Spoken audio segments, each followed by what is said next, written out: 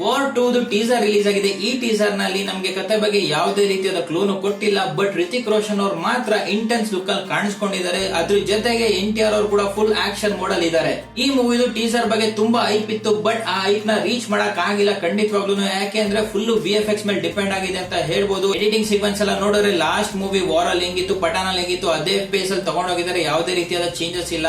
Director ಮೇಲೆ ತುಂಬಾ hopes ಇತ್ತು, ತುಂಬಾ ಚೆನ್ನಾಗಿ ಮಾಡ್ತಾರೆ ಅಂತ. ಬಟ್ ಎಲ್ಲೋ ಒಂದ್ ಸ್ವಲ್ಪ ಟೀಸರ್ ಅಲ್ಲಿ ಬಿದ್ದಿದ್ದಾರೆ ಅಂತ ಹೇಳ್ಬೋದು. ವಿಜುವಲ್ಸ್ ನ ನೋಡೋದಾದ್ರೆ ಸ್ಟೆಲ್ತ್ ಬಾಂಬರ್ಸ್ ಇದೆ, ಎಕ್ಸ್ಪ್ಲೋಷನ್ ಇದೆ, ಬೋಟ್ ಚೇಸ್ ಇದೆ, ವುಲ್ಫ್ ಇದೆ, ಚೆನ್ನಾಗಿ ಬಂದಿದೆ. ಬಟ್ ಲೈಫ್ಲೆಸ್ನೆಸ್ ಅನ್ಸುತ್ತೆ, ಯಾಕಂದ್ರೆ CGI ಮೇಲೆ ತುಂಬಾ ಡಿಪೆಂಡೆಂಟ್ ಆಗಿದೆ. ಅದರಿಂದ ಸ್ವಲ್ಪ ಲ್ಯಾಕ್ ಆಗುತ್ತೆ. ಎಕ್ಸ್ಪೆಕ್ಟೇಷನ್ ತುಂಬಾ ಇತ್ತು ವಾರ್ 2 ಮೇಲೆ, ಬಟ್ ಟೀಸರ್ ಫೇಲ್ ಆಗಿದೆ ಅಂತ ಖಂಡಿತವಾಗ್ಲೂ ಹೇಳ್ಬೋದು. ಮತ್ತೆ ರಿತಿಕ್ ರೋಷನ್ ಅವ್ರದ್ದು ಇಂಟೆನ್ಸ್ ಲುಕ್ ಸಕ್ಕದಾಗಿದೆ. ಆ ವುಲ್ಫ್ ಜೊತೆ ನಡ್ಕೊಂಡ್ ಬರ್ತಿರೋ ಸೀನ್ ಸಕ್ಕದಾಗಿದೆ. ಕಿರಾ ಅಡ್ವಾಣಿ ಅವ್ರನ್ನಂತೂ ಬಿಗ್ನಿಲ್ ತೋರಿಸಿದ್ದಾರೆ, ಫುಲ್ ಸೆಕ್ಸಿ ಆಗಿದೆ.